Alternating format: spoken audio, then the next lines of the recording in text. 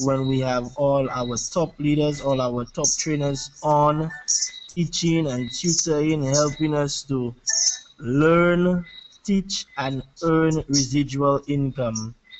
My name is Bruno Leos, Ambassador with Global Wealth Trade, and tonight we have phenomenal trainers with us.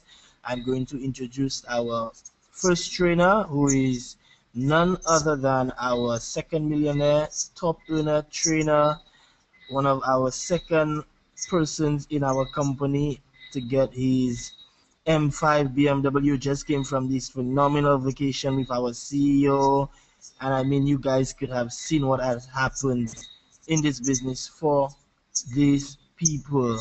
So, with no further ado, I just want to welcome our top leader, trainer, top income earner, Rennie Leon. Rennie, are you on the call with us tonight? Yes, yes, yes. Hello, Bruno. Can you hear me okay?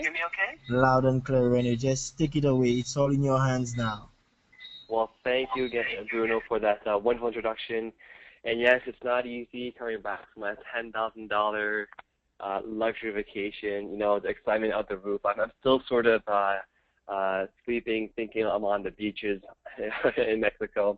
But tonight, folks, is again a very exciting training. It's actually part 4 of our handling objections training. And again, you know, what you want to do is you want to have the first 3 parts in today's training, you know, being played back in your car as often as possible, because once you understand how to answer any kind of question or objection, this business becomes very, very simple. But before we get there, I, of course, have my 2 partners in crime, our 2 other incredible trainers, which again, I'm just fortunate to have them with me on this training call because they have a wealth of experience, a wealth of knowledge, and, you know, they walk the talk. You know, they actually live, breathe, eat, sleep GWT.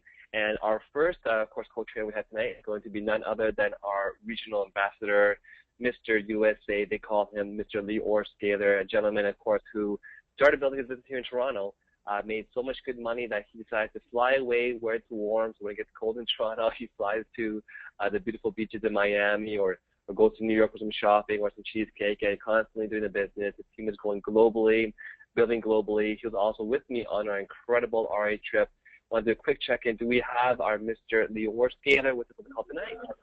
Well, good morning, good afternoon, and good evening, Renee, Anne-Marie. It's a pleasure to be back on this training series with you guys for part 4 of handling objections. And hello to all of the luxury consultants all around the world. I'm revved up for this training as we have been for the last 3. We got some more great objections to tackle with you guys. And, you know, I still wish I was on the beach in Mexico in our $10,000 luxury vacation. Wish I was able to do this call from the beach in Mexico, but you know, that's the beauty of this business is, you know, we can do these trainings from anywhere to anywhere all over the world. And thank you for hosting tonight, Bruno.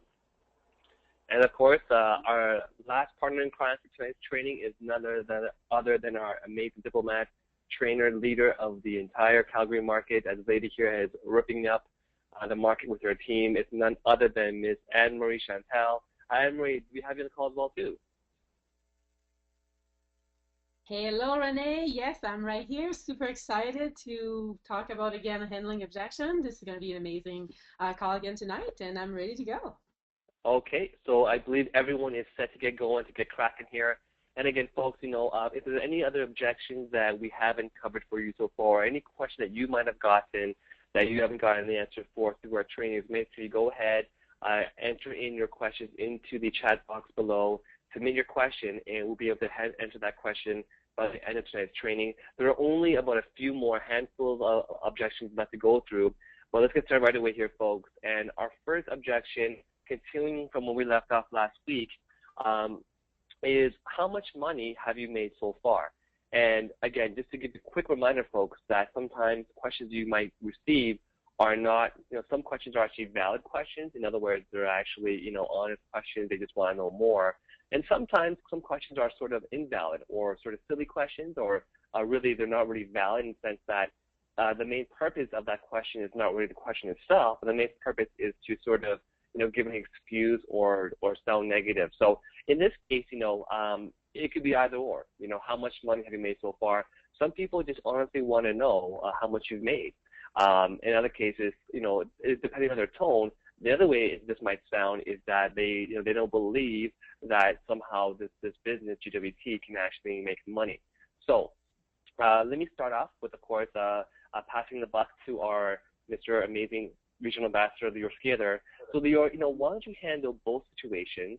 If it's an honest question, how would the person answer that? And if it's a question where someone might be sort of, I guess, doubting the real potential of GWT. Take it away, sir. Well, thank you, Renee, and you're absolutely right. A lot of times people ask certain questions not because they actually want to know the answer, but they ask certain questions because of fear.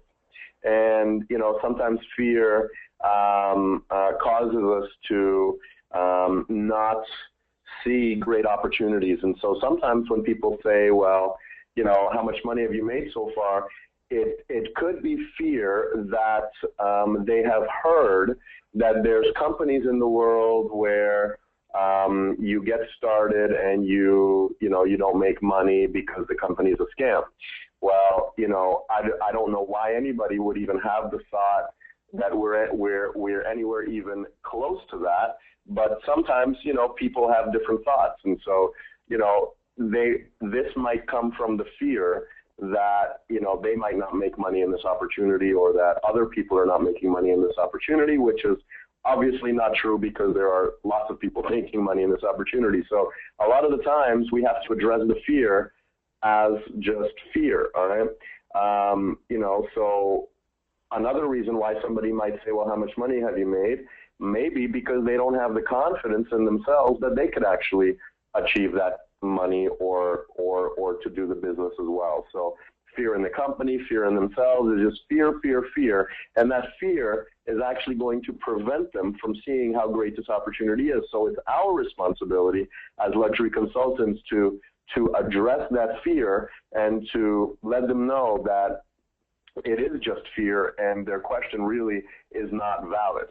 So, one way of handling that kind of a question is, well, what does how much money I've made have anything to do with your ability to make money with this company?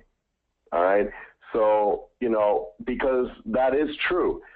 When I got started in this company, when I first saw the opportunity in the tour, I did not care how much money my uplines made or how much money the person who introduced me made. I just saw that there was an opportunity to make money with this company and that I could do it. And I said to myself, I can do it because I had the self-confidence to be able to say to myself, I can do it. But a lot of people, they don't have that self-confidence to be able to say, I can do it. So, they need to validate that through other people, right? So, again, sometimes it's necessary, sometimes it's not necessary. So you have to remind them that it doesn't matter who's making money or how much money they're making, because if they got started in the opportunity, they could make much more money than their uplines. And we have many examples of people in this company who are making much more money than their uplines. And that's because of the great compensation plan that we have that rewards the people who actually take effort, who actually work, and who actually deserve to get paid, not just because they got started earlier, right? So that's one question to ask. But if it's a valid question, if they actually want to know, how much money can I make, or maybe they just want to know, what's the potential? Well, then you could say, well, I've made $100,000 in retail sales, or my business has made $500,000 in retail sales, or $30,000 in retail sales, or $1 million in retail sales, or $10 million in retail sales, depending on where your business is. My business has made this much money in retail sales, and 8% of that is commissionable, all right? Because that's the way that it works. So when you say 8% of that is commissionable, now they can do the calculations in their head to figure out how much money you can make as a potential in this company, all right? Now, some people might follow that up with, well, have you received that 8%, right? So what you can then say is, well, I've received some of it, or you could, if you haven't received some of it, if you haven't made money yet, you could say, Well, I haven't collected it all yet. And so another question they might ask after that is, well, how do you collect it? And that's where you would send them the compensation plan video and do a three-way with your upline so that we can answer any compensation plan related questions for them, okay? So now we're actually helping them to understand the business. And so sometimes it is a valid question because they just want to know, how do I make money? And so that's where we can send them the comp plan and show them this is how the compensation plan works. Is you accumulate all of the sales volume, and then 8% of that is commissionable, but you don't get it right away. You know, this is how you get it. And so once you've done what you need to do in order to get it, then that money goes into your pocket. So as long as people understand that, then, you know, they understand, okay, well, this is what I need to do to make money, so let's get going, right? Because, you know, people have a job and they know that if they go to work for a certain amount of hours, for a certain amount of days, they're going to get paid. They don't have to do any kind of calculations or, you know, there's no teams or anything like that. You know, it's very straightforward when you have a job. When you have a business, it's a little bit more complicated.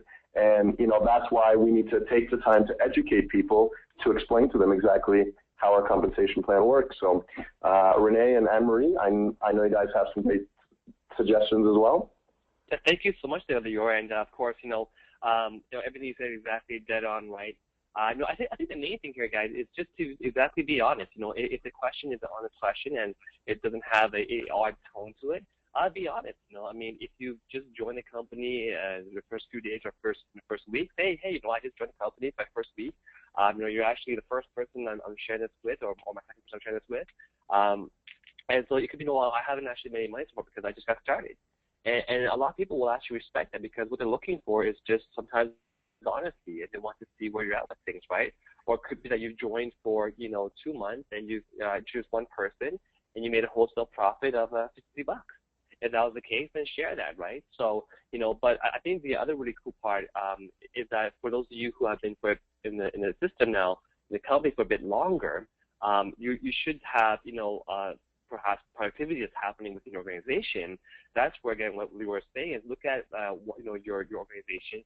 Look at how much sales volume, how much retail sales have gone through your business, and share that. So, it could have been that, a lot of people get started in this company, and they get busy, and maybe, half a year, or even in Retta's case, 3 years, wasn't really doing the business, So, but after 3 years, he had, over $8 million of volume. In some cases, if it's been like, 9 months, you might have, 150 people and who knows, $100,000 of volume. Whatever that is, just share it because it does show the power of how this business can grow, while you're not even working the business. But that's where you want to follow it up with what Lior just said, which is to say that if you were to work the business and if you were to start applying and to build, your other team, how much money is commissionable right away for you? And so, of course, the last thing you want to do here is, whenever you do have this question, you can always offer the person, hey, if you actually want to meet someone who's actually, either made some money or made a great success with the business, why don't we give, one of my 5 a call? So I have a my 5 team who I can call upon to support me. Let's give them a call. And so sometimes what they're looking for is either maybe just to hear your story or maybe to hear an actual story of someone who's actually made some money. And, of course, everyone has a my 5, give them a call, and there you go. And so, and the last point that I really wanted to sort of reemphasize from what you were saying was that if they are asking from a sort of a negative kind of a tone or a defending kind of a tone, what you want to say to them is, what I make, to be honest with you, has nothing to do with how much you can make, because everyone has to build their own business. This is not a get-rich-quick scheme where you can join, do nothing, and make money. I joined and I just wasn't really active. And again, be honest with your person, right? But say again that you shouldn't look at me and assume that what I make is how much you make. You have to understand the plan that's in front of you. And if you do X amount of work, then Y is the output. And so end of the day here, folks, I just sort of try to figure out where that person is and which angle they're asking you the question from. Is it because they have a disbelief in themselves that they can't do for themselves, or do they have a disbelief in the whole idea of network marketing, right? So we already covered those two things in our first training call. So Once you figure it out, you can sort of move forward with, either answering directly or, again, having them understand that, again, just because even for myself, just because I have made, X amount of dollars doesn't guarantee that, you'll make the exact same kind of money. You have to apply and work the business. So, Anne-Marie, anything else you want to add there? Sure, thanks, Renee. Well, obviously, I learned a lot from you and Lior because when people ask me that question, I realize right away, just like you said, there's two types of objection, right? People that have no confidence in network marketing or within themselves, and like Lior and you said all the time, our job is to educate them. So when people ask me how much money I've made so far, I right away let them know, that I know how they feel because you're probably wondering, if people are actually making money doing this, because I know for me, I felt the same way at the beginning. I wanted to make sure people were making money, but then I realized that even if I were to make, $1 million a month, how would that help you? Because we all have to work for our own self, right? At the end of the day, it's your job, your work that will pay, not mine.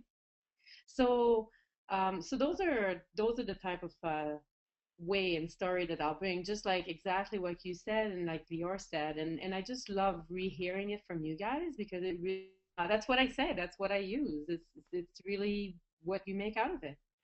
So yeah, go ahead. Yeah, I just want to say I love how you always apply the feel felt bound technique, which we did cover in the first training, because some people just like to hear that how they felt before. So wonderful, wonderful, and again, just hearing you guys share your thoughts just really gets me even more excited here. So, okay, well, let's move on to the next objection, which is your shipping fees are expensive. Now, this one here again, for me, it doesn't come up very often, especially if you're sort of here in Canada or the USA. But again, it might happen slightly a bit more in international borders. But again, I have my own amazing ways of how I handle this. But let's just check in the same order. Let's see what Lior has to say. So, Lior, how would you handle this kind of an objection or a question? Well, yeah, I don't get this objection very often, but a lot of people, they forget that we are a fine luxury designer fashion company and jewelry company, and so when we ship something, there has to be insurance. It has to be there are duties associated with that, and so that's one thing that's good to explain to people, is that the insurance and everything that has to go into the shipping actually impacts the shipping fees, number one. Number two, it's important for people to understand that, the company does not set the shipping fees. The company, this money is not going to the company. This money is going to FedEx, which is the company that we use to ship all around the world. So if you've ever tried to ship something with FedEx, you're paying top dollar for shipping because it's 100% that is going to get there. There's insurance involved. They have a whole system. It can be shipped to any country around the world. I mean, the company can choose to use cheaper, companies, but how happy would your clients be if they didn't get their product? How happy would your clients be if the products came damaged? How happy would you be if you weren't able to track it or whatever other problems other shipping companies have? So when you work with the number one shipping company in the world, FedEx, you should expect to pay top dollar, and that's a good thing because we want to make sure people get our products, and we want to make sure that the products get there safely and that the whole system runs smoothly, especially when you have products and that can be shipped to every country in the world. You want to make sure that you can expand your business globally. You don't want to have any limits, and so that's very important for you to explain to people so that they understand that. Another thing that's important for people to understand is that a lot of products that are already located in a country, for example, if you go to a Louis Vuitton store in Australia, well, Louis Vuitton had to pay shipping to get that product to Australia. So do you think that, Louis Vuitton is going to pay for that shipping? No. What they're going to do is they're going to take the cost of shipping to get that product into Australia and put it into the price of the product. All right, so you are paying for shipping even when you buy something at a store, wherever you're located. You just don't see the extra shipping cost. All right, so the only difference is that with us you see the cost, and when with other companies you don't see the cost, but you're still paying for it because, again, that's how business works. Other companies also have to pay shipping to get certain products into certain countries. So another thing that's good to explain to people is that if they're looking at this opportunity as a luxury consultant or to become a luxury consultant, then what I usually say is, well, shipping's free because you pay for it, but the company actually gives you the money back, which you can use to purchase products. So you're really not paying anything for shipping. You're just investing money to buy products, right? So shipping is actually free. And when you explain that to people, then, you know, it doesn't really matter to them what they pay in shipping because they're very happy that they get to use that money to buy products anyway. So on to you guys. All right, thank you for that, Lior. Amazing points there. Anne-Marie, you go first.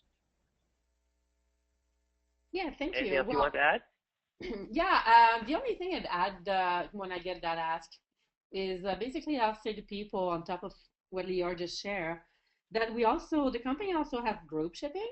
So a lot of people, what they do is that they get all together and they ship more people all together so they can save on their shipping fees. Because the rest is exactly what Lior said. Fantastic. And of course, I think the only other point I could add to that, again, just to reemphasize again, is that, it's not like it's only our company that has shipping, right? I mean, if you were to order anything, from a company, especially if you're shipping it overseas, you just already expect that shipping will be very, very expensive. I bought a lot of things from the States, things from, different countries, and expecting the shipping, there's also the VAT and duties and taxes. And so, sometimes people just don't realize, they might not be so experienced in shipping things, worldwide. And when you explain to them, that every company, when you order something from them, there's going to be a shipping fee, right? So it's not a profit center for the company.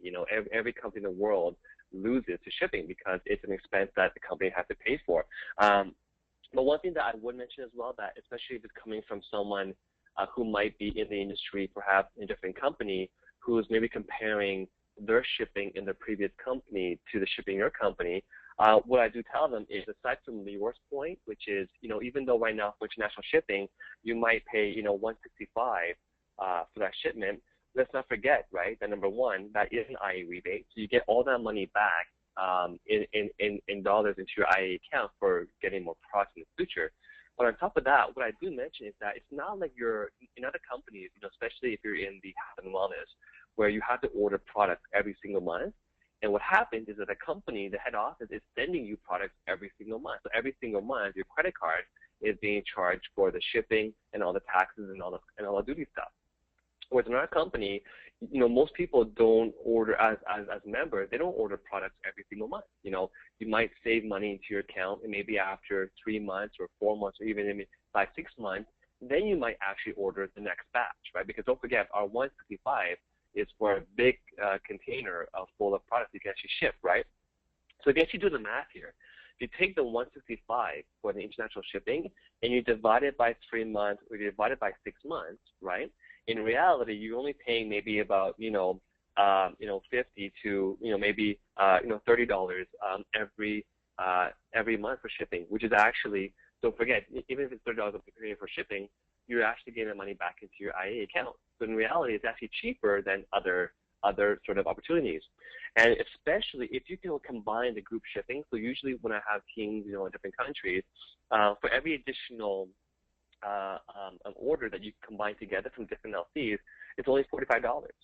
So really, if you had yourself paying $165 and you had 4 other people sharing the $45 shipping, then in reality, if you actually do the math and you add up 165 plus $45 plus 45 plus 45 plus 45, you divide that by 5 people, in reality, it's actually very, very inexpensive. You're paying maybe like $10 or $20 a month for shipping. So once you kind of understand that sort of math, that group shipping really does help you save, and the fact that you do it as an IA rebate, and in reality, it's actually a lot cheaper than other Amazon companies. So That's pretty much what we say for the shipping part, and hopefully that gives you enough of the answers that you need there. And again, the key point here is that you have the IA rebate, you don't ship every single month, and that you do have group shipping. So there we go. Okay, on to the next objection we have here, which is going to be, I already have a business for tax savings. I don't need another one. And because I do a lot of, I guess, tax training for the team here, why don't I go ahead and start off with that answer. Basically, some people who are already self-employed, for example, they might be a realtor or an insurance agent or any kind of a self-employed person, they might already have tax savings. But to say that you don't need another business for additional tax savings isn't 100% accurate. I'll give you an example. Let's say you are a painter. So you basically paint, walls as a self-employed business, and you have some write-offs. But it's not like, you can get every single write-off, because there's some things in GWT that you can write off due to the nature of GWT that you might not be able to with a painter's business. For example, if you were to take a flight, a business travel, and go to Mexico, right? As a painter, would it make sense that you wrote off a flight to Mexico for your painting business? It's very, very shady, right? Because why would you go to Mexico for your painting business, right? It doesn't really add up. Whereas, of course, in GWT, we are a global international company, and the fact that, you might travel to Mexico to expand your business actually makes sense. So the reality is that, with GWT, it can allow you to have additional write-offs that your other business potentially wouldn't have allowed you to have in the first place. Another example, let's say someone has a car. Again, the same painter business, he has a car. And, maybe, half the time he drives for personal, and the other half of the time he drives for his painting business. But let's just say that he decides to add on GWT as him or her decides to add GWT as an additional part-time business. Well, now, perhaps 50% of his driving was for his painting business, and now perhaps 20% was for GWT, and now 30% was for his own business, for his own personal use. So there's many other things that you can gain with GWT that you might not be able to with other kind of companies here. So I'm not sure if Lior and Marie want to add anything to that before we move on to the next objection. Okay. Yeah, sure. Go ahead, Anne-Marie. Okay, thanks. One of the things that I'd bring up for this one is you might have already a business, but who do you know that don't have a business that could benefit all those tax savings? Beside what you just all said, Renee, because yes, traveling, you cannot take any business out traveling, but with GWT, you can write off your business, your travel business. But this is not a business. It's not about you. This is about helping other people. And I'm sure you know a lot of people that don't have that privilege to have a business. So why don't we go and help them to actually be able to benefit of having a home business? That's what I'd say. What about you, Lior? Yeah, basically, just to add to what Renee was saying, that's exactly what I say. How would you like to be able to go to every country in the world and to be able to do business there and, have some of those expenses be a tax write-off? I understand that, you have your own business, and I understand that, you already have tax write-offs, but, let's say you wanted to go to Italy because you've never been to Italy. And let's say before you went to Italy, you called some people who worked at the hotel, or, you found some prospects there and you called them up and you scheduled a tour when you got there, right? So because you scheduled those tours before you went on your trip, well, guess what? Now your flight's a tax write-off because you're going and you're doing business there. Now your taxi and your hotel and your food. Now, if you were to do that with your current business, you probably wouldn't be able to do that. So, that's basically what I say. And, it's a great advantage that GWT offers people who already have their own businesses. Wonderful. And, one thing that just sort of came up in my mind as well, too, is that, someone might ask this question because they actually are thinking that they have another business. But I think that sometimes the person who's saying this to you might not, again, realize the potential here, because what you can also say on top of everything that we've already said before, is, well, would having another stream of income be helpful for you? Would earning additional $500 a month, in this business part-time be of value to you? And so, let's not forget as well, too, folks, that, the person who's saying this, they might not have, again, realized that there's an opportunity of making a lot of money here. And for people who are already self-employed, one thing that I have found is that they are looking, they are hungry. They are self-employed because they realize the potential of making a lot of money being self-employed. But in other words, they're hungry for money. And so what you also don't want to forget to mention to these kind of people is, look, for me personally, I think it always makes sense to have multiple streams of income. If you're making, 80 grand a year in your current business, would it hurt to have an additional 40 grand a month, from 40 grand a year in GWT? And all you have to do is share with other people how to have tax savings, how to get paid to wear bling, how to have fun while wearing amazing products. So let's not forget, folks, that you also want to bring it back to the fact that we can have multiple streams of income because, imagine if when you retire at the age of 65, if you can have 5 multiple streams of income coming in to you, whether it's real estate, maybe it's some investments, maybe it's some stock, and maybe it's GWT, why not, right? Okay.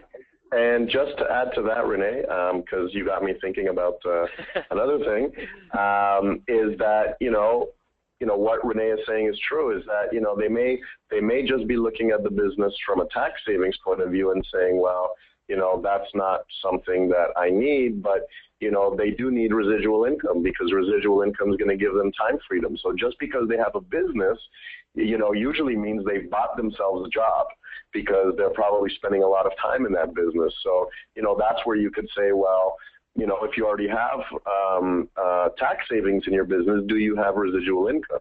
And, usually their answer will be no. And then that's where, you can let them know the value and the benefits of this opportunity is that you get time and money in addition to having a great lifestyle. So, yeah, I think we hit all the points there, and we should probably go on to the next one. And actually, while you were talking, you gave me another thing that my mind as well, too. Really quickly, was that sometimes after that topic, they might sort of carry on by saying, well, they don't have much time for another business. And that's what, again, it's very important that you tell them, again, with this business here, the amazing part about it is that you have a support team. You have a Mind 5 who can assist you and help you in talking to your prospects even while you're busy. So there we go. So I think we really killed this one in every possible angle. So moving on to the next objection here is, funny one. When you make money, then I'll join. So while we take it away, and so Anne-Marie, let's start with you first. So when someone tells you, Anne-Marie, when you make money, then I'll, now, of course, with Anne-Marie, you have already made money, but let's just pretend that you're a brand new member, you should launch your VDN, you launch your mall, and it's your first week of business, you invite a prospect, and they say to you, Anne-Marie, when you make money, then I'll join. Well, how would you handle this kind of a question or objection? Renee, you took all the fun away. I was just going to say, okay, well, then sign here. But no, it's true. Like, people will come and say that when you get started, like, every now and then you'll have someone who say, when you start making money, then I'll join. But then I'll ask them, I'd ask them some question, because at the end of the day, it's not about me, it's about you making money. And have you, I'll ask them, have you heard of the saying, monkey see, monkey do, right? So, it's not when I make money, it's that people will do what you do. So if you did, join now and let's work together so we can make money together instead of you waiting. And then when I start making money, you losing out. Because at the end of the day, we all buy jewelry. And as we all know, everybody buys online. So would it make sense to buy from you, from your own virtual designer mall, instead of going to the mall? Make the mall rich. And on top of that, I'm already saving for my taxes every single day. So I'm already saving big time. So it's just like making money. So why don't you do the same thing, and let's get you started. And that's how I ended. That would be how I would handle this. Wonderful. Lior, take it away, buddy. Anything you want to add to that? Yeah, I mean, basically it's the same as the other one. It's really a funny question. When you make money, then I'll join. Well, again, what does my ability to make money have to do with your ability to make money with this company, right? It's two completely different things. And another thing that I tell people is, I would tell people if I was new is, well, when I'm already making money, then you'll actually lose out on the opportunity because you're actually going to lose a lot of money by waiting. And then they're probably going to say, well, what do you mean I'm going to lose money by waiting? And then you can show them how, by getting started earlier, they will benefit from other people getting started in the company after them. You can share, people who waited and lost a lot of money, like Sherry or other people in the company. So it actually really hurts them. It doesn't benefit them to wait until you make money before they get started. It actually really hurts them. And again, it's up to us to let them know what they're going to be losing by waiting so that they should get started right now. And, sometimes this is a question that, people say, kind of in a cheeky way, it's like, well, you're not going to make money. So, I'm going to wait for you to not make money, and then I'll prove to you that I'm right, that you can't make money with this company, right? Sometimes people actually say it from that kind of a perspective, and if they are saying it like that, then don't expect that person to ever join the business because they're not somebody who is open-minded to common sense, right? They're just people who, maybe they've just been hurt in the past and they've heard all negative things from other people about other companies, and now, they're bitter because they've been hurt by other companies or whatever it is, right? But again, it's not, a lot of times it has nothing to do with the money. The money itself is just their belief. Maybe again, they don't believe in you. And, again, don't spend too much time trying to convince somebody who doesn't really want to be convinced, who doesn't want their questions answered, because sometimes they just say these things and they're not really looking for their questions to be answered. They just want to be right. And so if you're talking to that kind of a person, then, answer it, in the ways that, we've all recommended here. But again, don't spend your time on somebody who's not, interested in taking a serious look at how great this opportunity is. Wonderful. And I think the one sort of thing that I would really, like to add to this is that, if someone actually said that to me, and, it wasn't about just knowing that you can make money as a company because I can use other people's stories, and it wasn't about anything else. If it was really just about him and me or her and me, like they had an issue with me, I would say to them, okay, so we have a deal. The second I make my first check, you will join. Do we have a deal? Do we have an agreement? And I would actually hold them accountable to that. So, so John, what you're saying to me is that when I make my first check, you're going to join, right? Because you just said when I make money, you're going to join. You'll say yes. So, John, I want you to fill out this form. The second I make my first check, I'm going to call you and we're going to put you in. Because you know that you're not going to quit because one person told you when you make money, then I'll join. We're not, if you've been through President Network Career, you understand this is a business. It's not about the first person saying no. It's not about the first 100 people saying no. It's about going through as many no's as it takes to get to reach $1 million status. So you already know that just by you not stopping your business, and that you already know that by you moving forward in your business, you are going to eventually have a sale, whether it's a retail sale or you're launching a new video. Take that first check. And I want you to call this person and say, John, you know what? Remember how last week you said to me that when I make my first check that you're going to join? Well, guess what? Let's get you in, my friend. And that would be just the sweetest feeling you will ever feel. And I think that's how you can handle this objection. Pretty big one. Okay? So moving along to the next one here. I think I'm actually almost done here. This one here. When someone signs up, then I'll join. Okay, so this one here, I want to add one quick thing before I pass it on to our amazing co-trainers, Lior and Anne-Marie, is that, I'll actually tell someone, look, in this business, what you do, other people do. So what's going to happen here is one of two things. Is that you're not going to join, and when you bring your people out, because usually this comes up when someone's saying to you that, when I bring someone out and they sign up, then I'll join first. So what I tell them is that one of two things will happen. Number one is that you don't sign up, you bring your guests out and they see the business, and that guest will always ask you, well, have you joined yet? And now you have two answers. Either one, you lie about it and you say, yes, you have joined, because you know that by saying you haven't joined it looks bad. So either you lie about it and you say you have joined, which is wrong, because we shouldn't lie at any point in time, right? Or number two, you be honest and say, well, actually, I haven't joined yet. I was waiting for you to join. And now that second person, who the guest, is going to do what you just did. Monkey see, monkey do. They're going to follow what you. So what they're going to say is, well, then in that case, if you're waiting for me to join, then I'm going to invite my own friend to come out. When they join, then I'll join. Now no one's joined the company. And my point here, folks, that I tell the person, look, you have to lead by example. Because if you haven't committed to the business and you're inviting someone else out to come to this business, and if they join, then you join, what you are telling your prospect is that you don't have confidence in this business.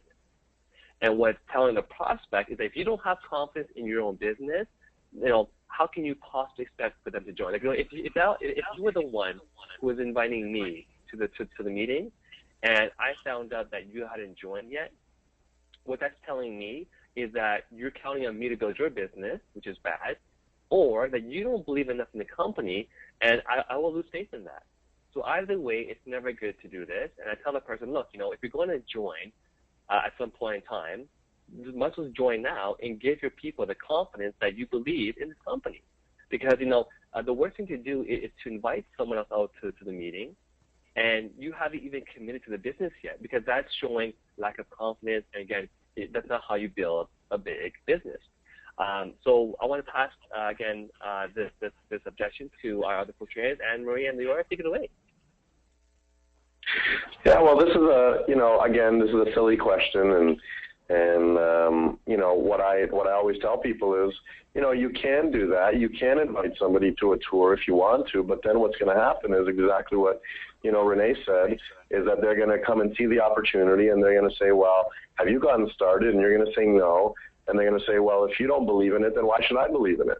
And then, that never works. And so if you just give people that way of if you just handle the objection in that way, people will understand that that's not something that ever works, and they should get started. And then once they get started, then they're actually going to have success. So that's one thing. But people have to understand also that if they start to do the business and invite people and they're not in, people are going to feel their lack of excitement. People are going to feel their lack of interest, because when you've put money into something, the way that you speak to people, the way that you talk to people when you have a business is completely different from you trying something just to see if it's going to work.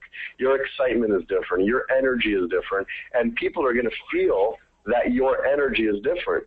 And so what I tell people is, you can do that, but do not expect any results. You will not have any results at all, because your energy is going to be different. Your excitement's going to be different. You're not in the business. You're just testing it out, and people are going to feel that. So do not expect anybody to come out that way. And, once you say that, they really get that that's not the proper way to do the business. That's fine. Anne-Marie, your turn. Thank you. I just, again, love what everybody said so far. One of the things that I'd bring up, and I would start asking some questions, right? Like we talked on previous training about peeling the onions. Like I'd ask them, like, what do you expect? Like, what do you think people's going to do when you invite them and they'll find out that you haven't even joined? Because people will ask you, what package are you at? And you'll say, well, I haven't joined yet. Oh, okay, well, I'm not going to join either, and I'm going to see where it goes. So nobody's going to join, and how's that going to help you, right? But really, at the end of the day, what I'm hearing is you might have some fear that people might not join, and that's where now I'll bring the feel fun. I know how you feel, because I feel the same way. I didn't know. But what I realized is that if I don't start talking with people and start putting some time into this business, nothing else was going to happen. So what is it exactly that is stopping you right now so we can really peel that onion, right? What is it right now that's stopping you for joining so we can help you? Because this company, on top of being amazing, has all the training for you to become successful. So let's get you started, and we'll go for some training so you don't have that fear that people might not join. And I That's guess, how. like, if they do happen to be in North America and, tax benefits are applicable, then again, I mean, why would you wait? Because by you waiting till someone else joins, you're actually missing out on those tax savings, right? So, okay, there we go.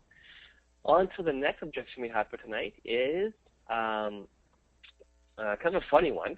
Why do other companies have products similar to Fairy? And, I guess sometimes people have seen perhaps a design of something that might look similar.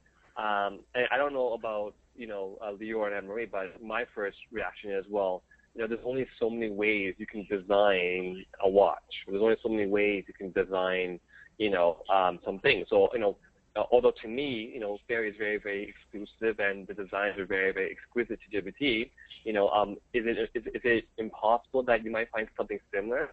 Well, of course you will. I mean, there's only so many ways to design a bag, right? So, but the difference here is that in GWT with Fairy and Posh and Fairy and Mosh is you can actually get paid to wear these brands and promote these brands. So, and Marie Lior, take it away, please.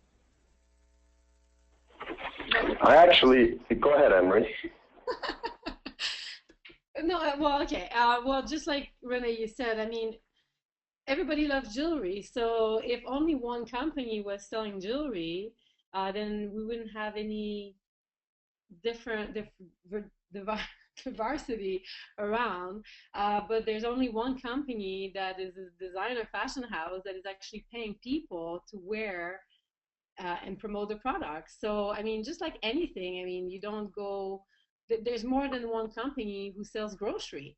Well, how come there's not just one, right? So it's normal that when something everybody love and like, that there's different market out there. And, these people, when they find out that they can get paid to wear it, then they love it and they love the quality of it, and that's it. So what's up? Well, this is actually a question that I enjoy answering because it shows people how great our company is.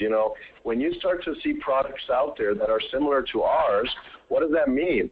That means that we are becoming the #1 designer brand in the world.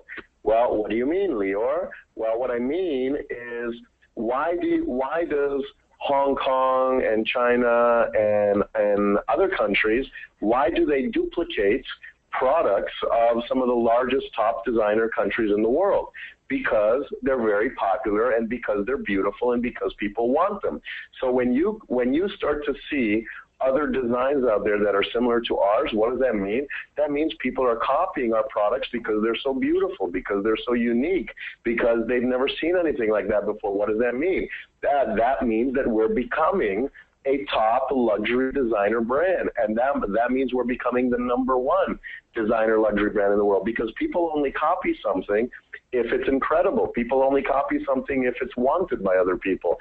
So obviously our products are beautiful, incredible, and wanted by other people, so now people are starting to copy us. A lot of people don't know that Global Wealth Trade was actually the first company in the world that started to experiment and make jewelry out of tungsten. And then after Global Wealth Trade started to use tungsten in different jewelry designs, other companies started to come out, and now a lot of people are doing that. But who was the first? Well, we were the first ones to actually start to come out with the type of tungsten that we have. And so, even though other companies might have similar designs to us, there's one thing that they will never have, and that's the quality that we have. You can copy a design, but you can't copy quality, especially if you're copying, right? If you're copying, you're doing it very cheaply so that you can make a lot of profits, and you probably don't have the money to do the kind of research and development that Global Wealth Trade has. You don't have the kind of money to do the craftsmanship that we have. You don't have the money to do the warranties that we have, the quality, all of that. So, if you want to buy another product that looks similar to what we have because somebody copied the company, you can do that. Just don't expect to receive the quality, the warranty, and everything that this company has. So, that's what I usually tell people. A very good point there, because in reality, when someone says that to me, I say, well, in actuality, no one else has anything similar to us, because no one else has 19 karat gold, 21 karat gold. No one else has 95 display. No one else has, our level of designs of bags and the coating on the bag. No one else has the brand Fairy. So no one else has anything similar to us because no one else has Fairy. So there we go.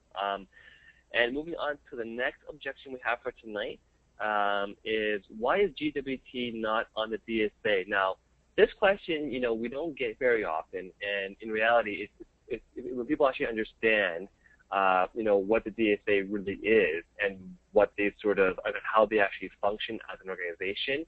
The DSA is not some sort of a government-run, organization. It's actually, just a community of people who found a great way to, basically make some money. So I know that, Lior and myself, we dealt with this a few times now. But why don't you go ahead, Lior, and share with the audience first, how you'd handle this, and I'll add some points after, if anything else. Yeah.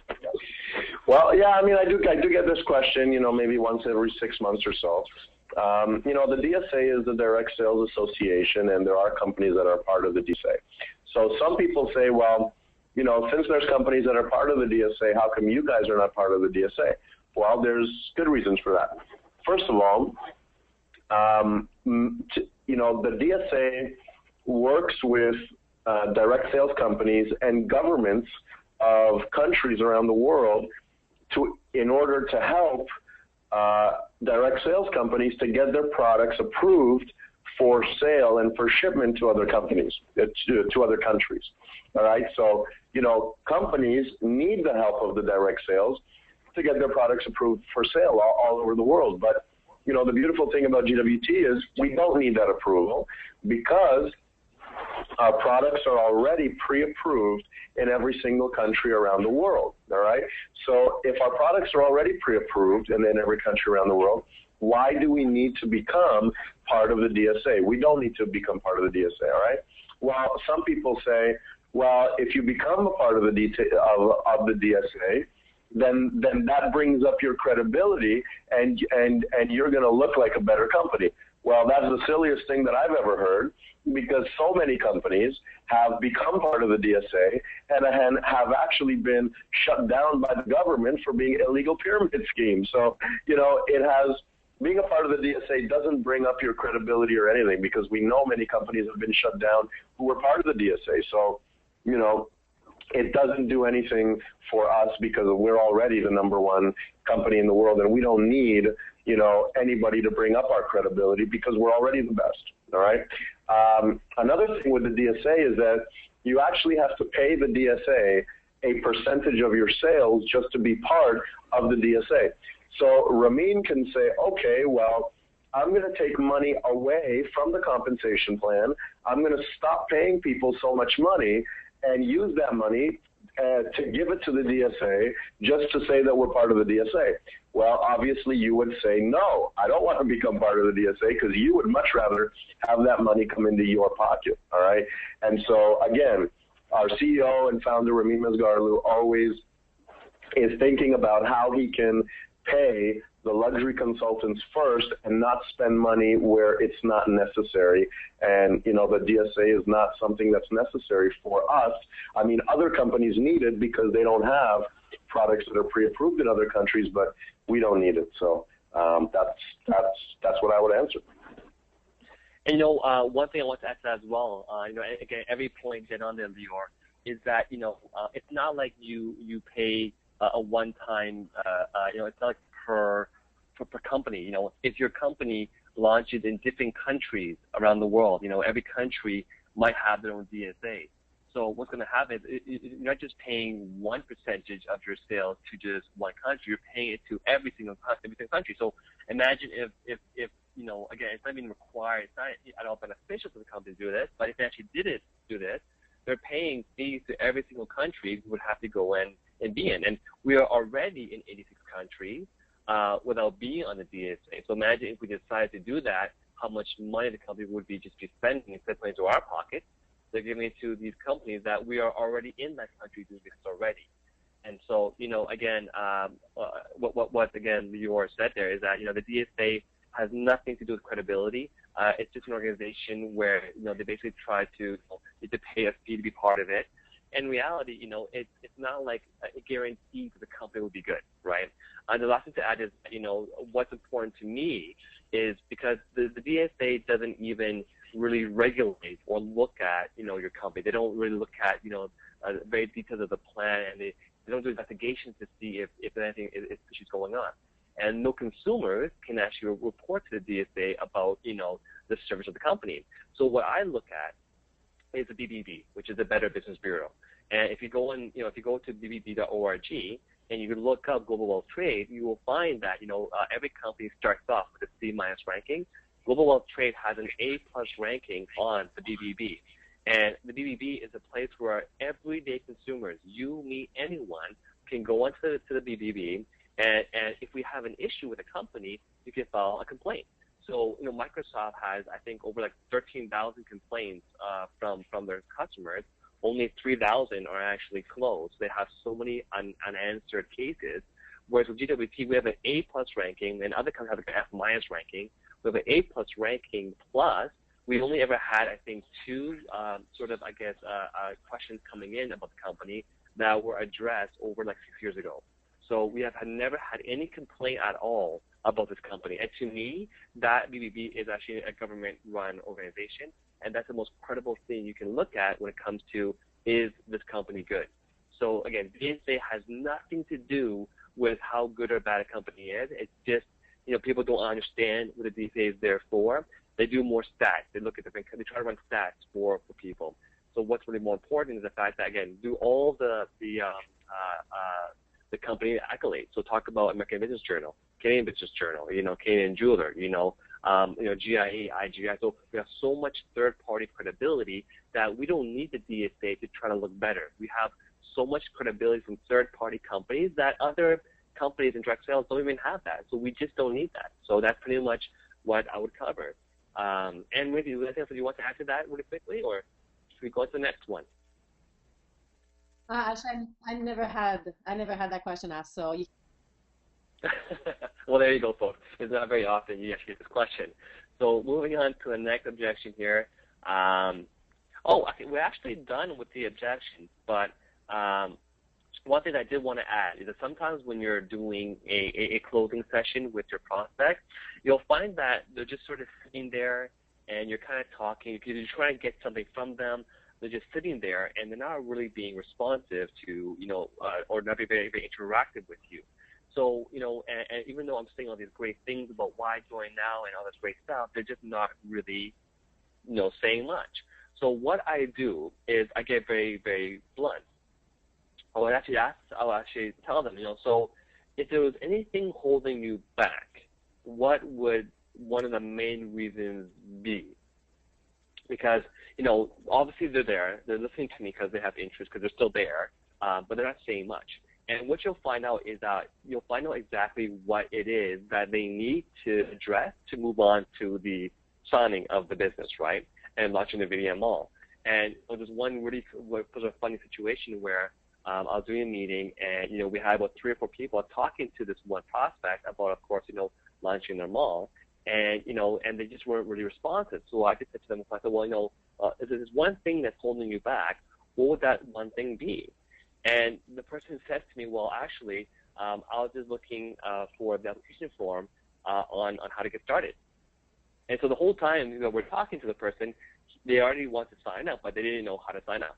Right? So sometimes you don't really know what they're thinking. So just be direct, be honest, and you'll find that this question is such a powerful question because it can help you find out exactly what it is that they need to move on to the next step here. Okay, so now we do have some questions that actually came in during our training here. So let me try to answer the additional objections here really quickly here. But let's see here. So one objection that came in is how come there aren't more millionaires or even 10K club income earners with this company? And so, the way I would quickly answer that objection there, Bruno, is that, our company, again, we covered this before, the target was never to become the next biggest Amway or the next biggest Avon. The company's target was to become the next world's largest designer brand, bigger than Hermes and Chanel and Prada, Gucci, and LV. So in order to do that, the company had to, again, take their time and strongly and carefully create the products they have today. And that's why over 9 years, no one else has the product that we have, and we don't have any other competitors. So because of that, of course, we're going to have slower growth than other companies. But the good thing is that in our company, you don't have to have a lot of people to make a lot of money. For example, for myself, when I had 1,000 people in my organization, I surpassed $1 million earnings. In any other company, you'd have to have over 300,000 people minimum to get to $1 million. And so the reality is that, is that if you look at, again, the size of the whole company, other companies might have, 500,000 people and have, like, let's say 1 millionaire. Whereas in our company, we only have currently about 25,000, total mall launches, and a lot of that might also be the VIP members. So let's call it about 18,000 actual BDM owners, and we already have 2 millionaires and a lot of people in the 10K club range. So when people realize that, people don't realize sometimes that we don't have, the $1 million, for the million people leading the company, they only realize that, wow, we only have about 25,000-ish people. They realize that in reality, we have created more millionaires with fewer numbers of BDM owners than any other company in the world. Okay, so I guess anything else you want to add to that, Lior or Anne-Marie, for that particular objection? Yeah, I mean, that's something that I don't hear very often, but sometimes people don't understand that, when they hear about other companies and when they hear, sometimes in other companies people say, well, we have this many millionaires and we have this many things.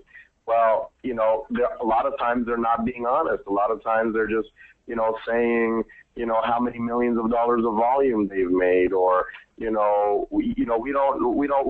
really know whether that company is being honest or not, right? But what we do know is that in GWT, everything is done in the interests of the luxury consultants, and we always do things honestly and fairly. And so, there will be a point in time where there will be hundreds of millionaires in the company and, 1,000 millionaires in the company. That time will come, right? So, again, I always go back to the Apple example. Apple, again, people who joined Apple, look at the stock market, right? There are some people who buy stocks, and because of the stock, they make a lot of money, but then they lose that money the next day, right? The stock went up a lot, and then the stock went down, and then people lost a lot of money. Well, look at Apple. Look at all the people who invested in Apple when it first came out. They waited until the company was doing, through all the rough periods of the company, through all the growing pains, when the company was growing and learning and doing all those things. But those people, they didn't look at all the other stocks that were going up and down and, at all the other people who were making money and then losing money. They didn't look at that. They knew that when you're with a company that's in it for the long term, there will come a time where you will be able to benefit from that. And not only will you benefit from that, but you'll be able to keep all of the earnings that you make, and it's not just going to disappear because the company is bad. And so Apple has been here for the long haul. And so because of the people who invested in Apple in the beginning and who were willing to wait until, the company became one of the largest companies in the world, bigger than ExxonMobil. Now those people who invested in those stocks at the beginning, now they're multi-millionaires, and Apple continues to grow. And as Apple continues to grow, those people's shares continue to grow, and they continue to keep making money. Well, what do you think is going to happen in your business when you continue to build it in global wealth trade, when they come out with clothes and furniture and cars and luggage and you know, when they become the #1 designer brand in the world, what do you think is going to happen to your paycheck, right? So again, don't get distracted by other people making claims that are not true, or, you know, by thinking that the grass is greener on the other side, because the grass is never greener on the other side. The grass is only always greener wherever you water it. So focus on your GWT business, and, you know, make sure that you build it properly for the long term, and, you know, you will be one of those next millionaires. Wonderful. And, you know, we have a few more objections popping up here, so I want to try to answer as many as possible. The next one here is, I am really interested but unemployed and no money to join but no lots of friends. So, you know, really quickly there, you know, the truth is that people have the money. You know, for example, if I talk to that person who's telling you they have no money, and, you know, I told them, hey, you know what, I can sell you a house, a $1 million house. All you have to pay is $3,000 to own a $1 million house. Can you find me $3,000? They will for sure find that $3,000. So the reality is that, you know, this goes back to the, I think the first, second training in this series, we talked about having no time or no money. You definitely want to talk to and go and review that video. I don't want to go into that double again. But if people have the money, you know, who doesn't have $1 today, you know, for the retail to get started? So I don't want to go into that one again. We do have that one already answered in, I think, the first or second video in the series. One thing that someone wanted to add is that you know, they like to ask, you know, do you think that the problem was the company, or was it maybe not the right timing for you or your friend? So basically, it's one of those kind of things you can say when someone, you know, says to you that they have a disbelief of, or they had a bad experience in MLM. And we did cover this again before in our third video, which is that, you know, you can ask them, do you think the problem why you made no money was it because of you, or was it because of something else, right? So I thank you very much for that, Darcy. Bruno has another one coming in saying, well, how come there aren't more well-known industry leaders associated with GWT? I can answer that one really quickly. Very simple, Bruno, is that in our company, we don't pay people to join. In other companies, what's happening right now in the MLM industry or the direct sales industry is that it's such a red ocean. It's like a bloodbath. You know, people can't sustain their income in other companies. And so what's happening right now is that, you know, back in maybe like 40 years ago, it might be rare to hear of a deal. You know, someone gets a big $1 million deal, you know, they move from one company to the next company, and, you know, it's a very, very special kind of story.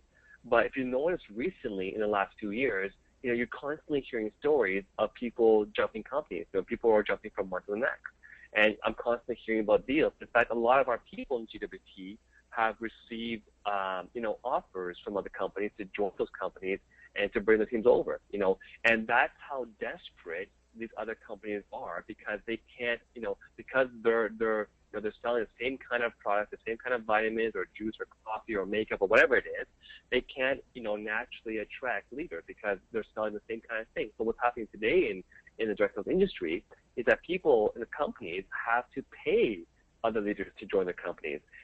But again, you know, the one thing that we don't believe in this industry, especially from our CEO, Mr. Rumi Mazgardu, is in faking it. You know, we don't believe that, you know, because, you know, if we paid a leader to join our company, we could do that. But is it real? You know, is what they're doing duplicatable? Because now they're saying on stage that they made all this money, but it wasn't even real.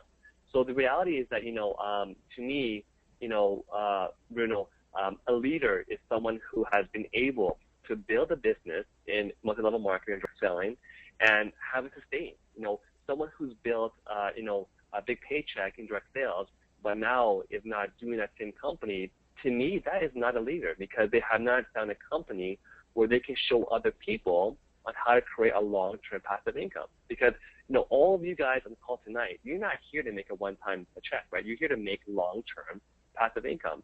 And so, you know, the reality is that there are very, very few, you know, when you hear about industry leaders, be very wary of that, you know, because a lot of people, even I know, you know, who were once called leaders are no longer in that company, or they got paid to join these companies here. So anything you want to add to that, Leo or Anne-Marie? You know, I mean, and, you know, in a lot of situations for a lot of people, I actually, asked this question to somebody who's very well known in this industry. I said to them, how come, more well-known leaders haven't joined this company? And his simple answer was, because they don't know about the company.